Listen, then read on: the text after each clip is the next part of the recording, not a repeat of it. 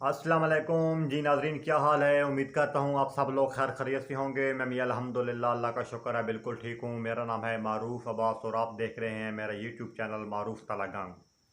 तो आज का जो हमारा वीडियो बनाने का मकसद था वो उलमा इकराम के हवाले से था। जो आज के हमारे माशरे में उलमा इकराम हैं, इनके हवाले से था।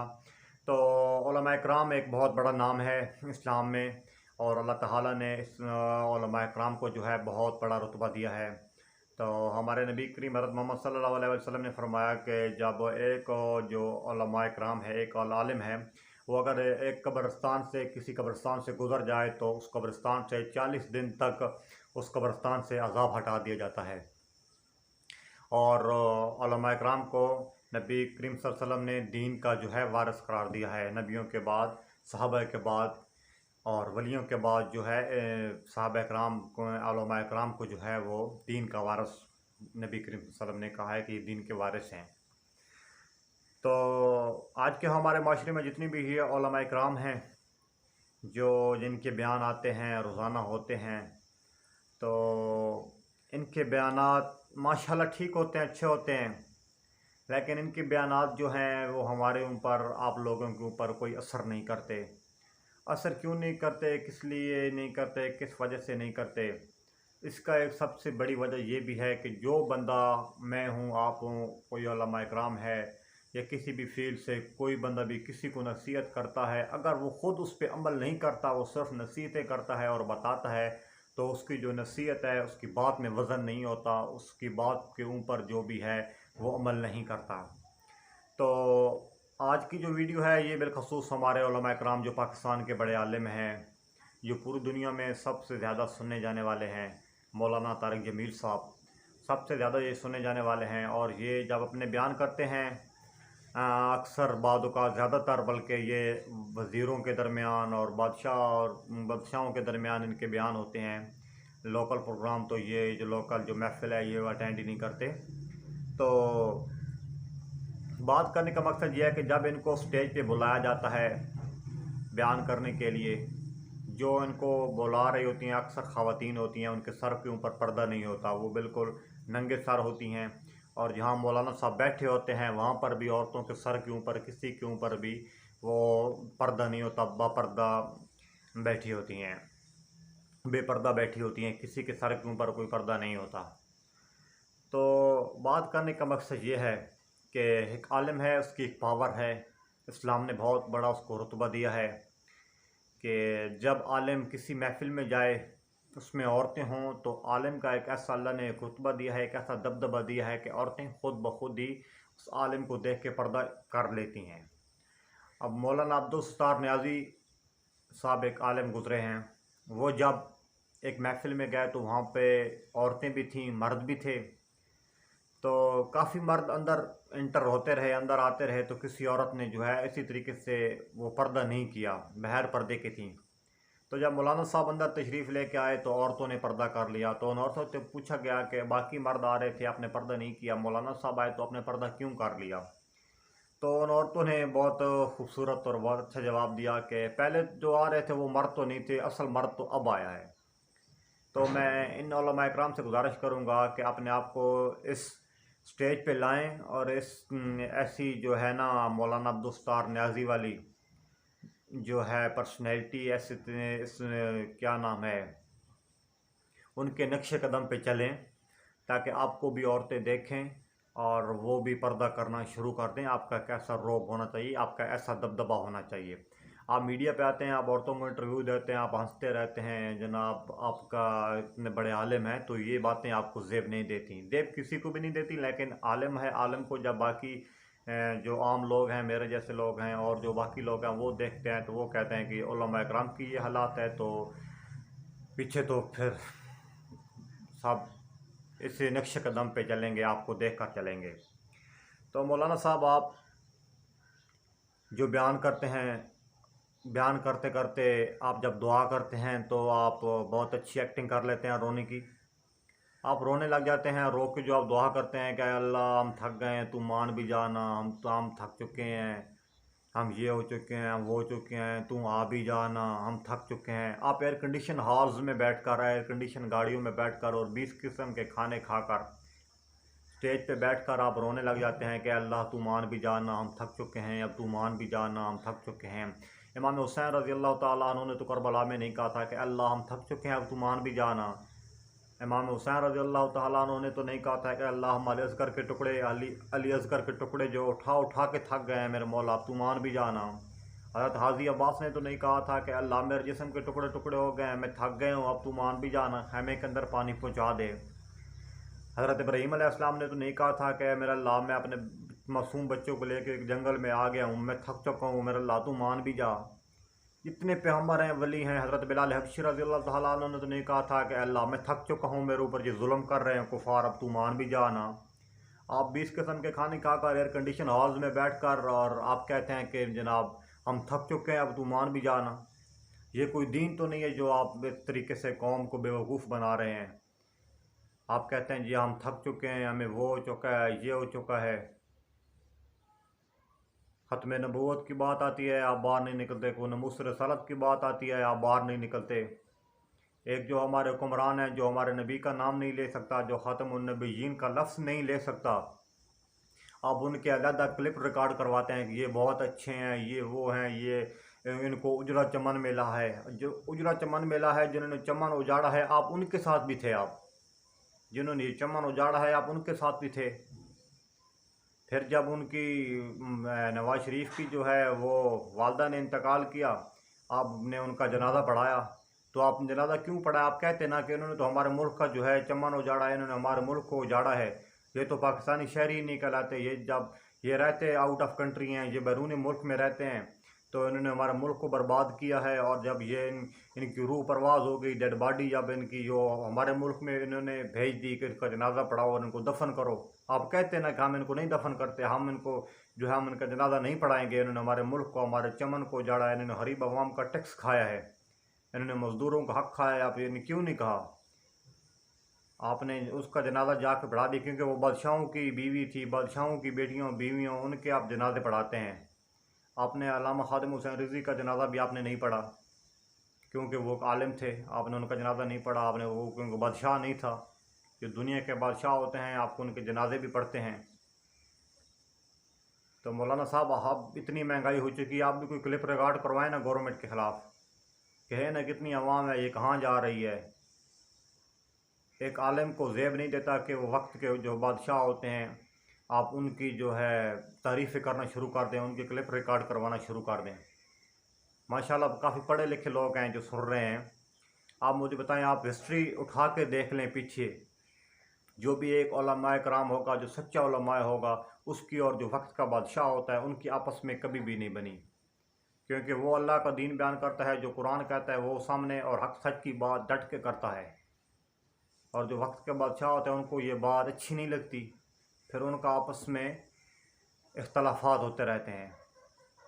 तो ये तो कोई बात नहीं, जो भी गवर्नमेंट आई आप उसके साथ अटैच हो गए, जो भी गवर्नमेंट आई उसके आप गोद में बैठ गए, उन्हीं की गीत गाए, उन्हीं की निकाह कराए, उन्हीं की जनाजे पढ़ाए, उन्हीं के साथ बिल्कुल अटैच हो गए आप।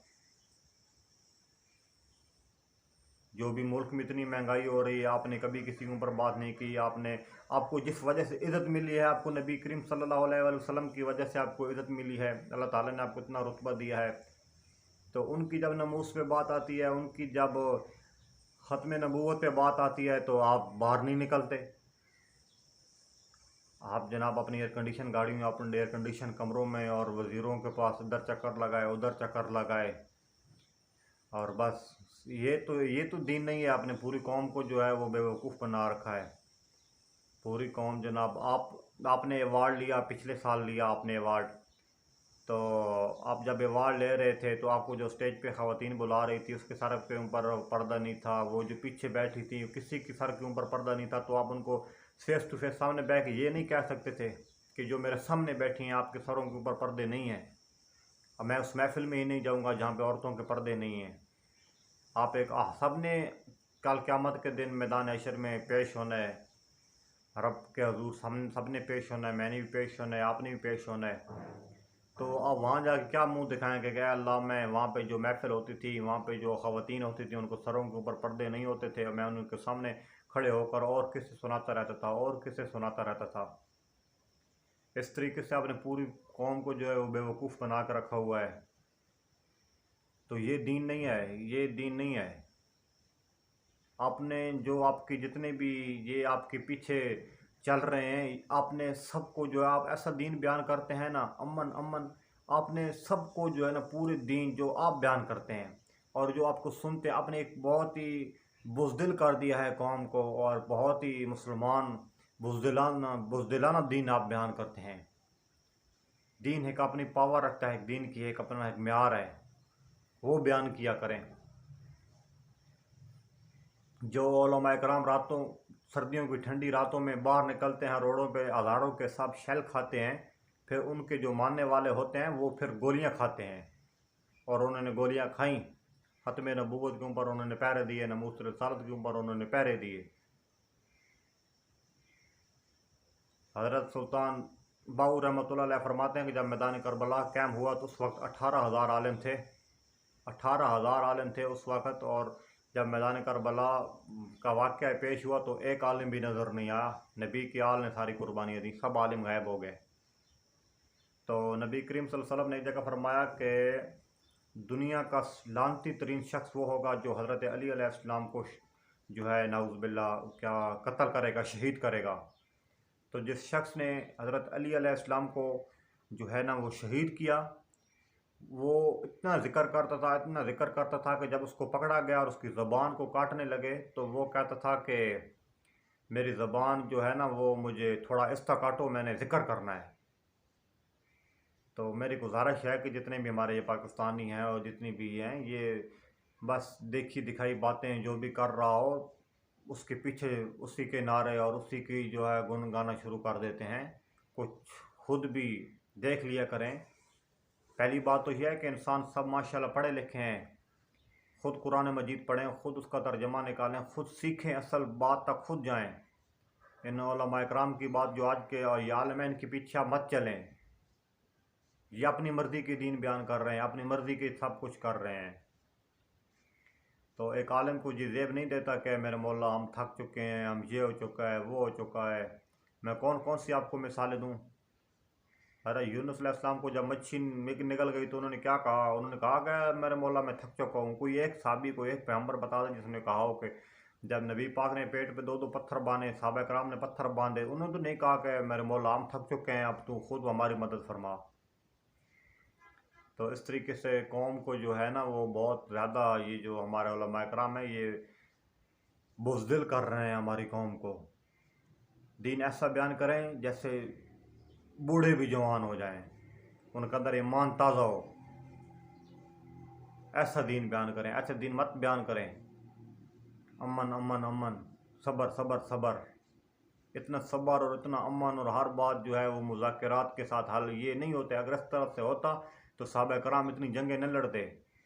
कोई भी किस्सा उठा कर देख लें, कोई साहबी ऐसा नहीं है जिसने जंग न की हो। नबी करीम सल्लल्लाहु अलैहि वसल्लम ने खुद जंगों में हिस्सा लिया। नबी करीम सल्लल्लाहु अलैहि वसल्लम के दांत मुबारक शहीद हुए। हज़रत अली अलैहिस्सलाम ने सारे दिन की जंगें लड़ी, हज़रत खालिद बिन वलीद ने सारे दिन की जंगें लड़ी। और इधर आपने देख लिया, ईमान होना चाहिए बंदे के अंदर। एक बंदा जिसके अंदर ईमान है तो वो एटम बम से भी ज़्यादा उसकी पावर है, जिसके अंदर ईमान है, जिहाद है। अभी आपने पीछे देखा अफ़गानिस्तान के अंदर तालिबान ने अमेरिकन के साथ मुकाबला किया और अल्लाह ने पाक ने उनको फतेह दी। तो उनके बड़े बड़े हथियारों के साथ वो खेलने लग गए। उनके हेलीकॉप्टर्स और उनके कोबरे जितने भी थे, आप सब लोगों ने देखे, उनके साथ वो खेलते रहे। उन्होंने बिल्कुल वो बच्चों का खेल बना लिया, क्योंकि उनके अंदर ईमान था, उनके अंदर जज्बा था।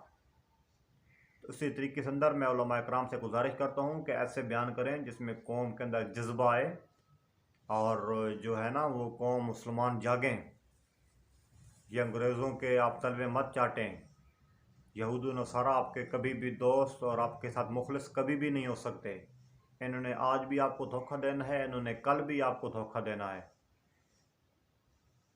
तो आपने एक और बात हमारे जो हुक्मरान हैं उन्होंने कही थी कि अगर जो है वो हम सफ़ीर बाहर निकाल दें तो जितनी भी यूरोप कंट्री हैं वो हमसे नाराज़ हो जाएंगे, तो फिर हमारे मुआशी हालात जो हैं वो डाउन हो जाएंगे, मुल्क में गुर्बत आ जाएगी। तो इस तरह से नहीं है। दीन अपनी एक पावर रखता है। अगर आप इस्लाम के लिए ये करते तो अल्लाह पाक आपके मुल्क के अंदर एक ऐसी चीज़ कोई बना देता, ऐसी चीज़ निकाल देता कि जितनी भी यूरोपीय कंट्रीज हैं जितनी भी हैं वो आपके मातहत हो जाते हैं और आपके आगे झोलियाँ आके फैलाते हैं कि ये जो चीज़ है ये हमें भी दें। इस्लाम किसी भी चीज़ के ऊपर अपना कर्ज नहीं छोड़ता। तो खुदारा ऐसे जो हमारे उलमा इकराम हैं ये ऐसे बयान मत किया करें जैसे कौम बुज़दिल हो जाती है। आप ऐसा दीन बयान करते हैं कि बस सिर्फ एयर कंडीशन कमरों में बैठ के आपको सुने, बस अल्लाह अल्लाह छुप छुप के अल्लाह अल्लाह करें, तस्बीह गिनती करते रहें और कभी इधर तो कभी उधर। इस तरीके से नहीं होता है इस्लाम इस चीज़ का नाम नहीं है। इस्लाम एक बिल्कुल सीधा अपनी पावर रखता है। इस्लाम की एक अपनी एक हैसियत है। साहबा इकराम ने जिहाद किए, बड़े बड़े हुक्मरान जो मुसलमान गुजर गए हैं उन सब ने जो है वो जिहाद किया और जिहाद मुसलमानों के ऊपर फ़र्ज़ है और अल्लाह पाक ने इसको बहुत बड़ा एक रुतबा दिया है। इस तरीके से अपनी कौम को बयान बताएं जिससे कौम बूढ़े भी जवान हो जाएं, बच्चे भी, छोटे मासूम बच्चे भी जवान हो जाएं। जवान तो फिर होते ही जवान है, उनके अंदर भी जज्बा है। ये तो नहीं है ना एयर कंडीशन कमरों में बैठ के आप कहते हैं कि हैवी मदद आ जाए। 73 साल हो गए आप हैवी मदद मांग रहे हैं। तो कश्मीर की बच्चियाँ तो रिहा तो नहीं हुई, कश्मीर के लोग तो रिहा नहीं हुए, अभी हैवी मदद आई तो नहीं। जब मैदान में निकलेंगी नहीं तो हैवी मदद कहाँ से आएगी? एयर कंडीशन कमरों में हैवी मदद आएगी आपकी?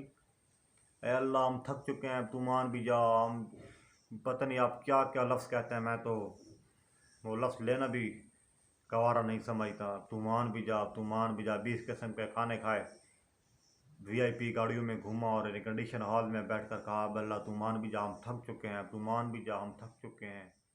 तो ये बिल्कुल गलत है।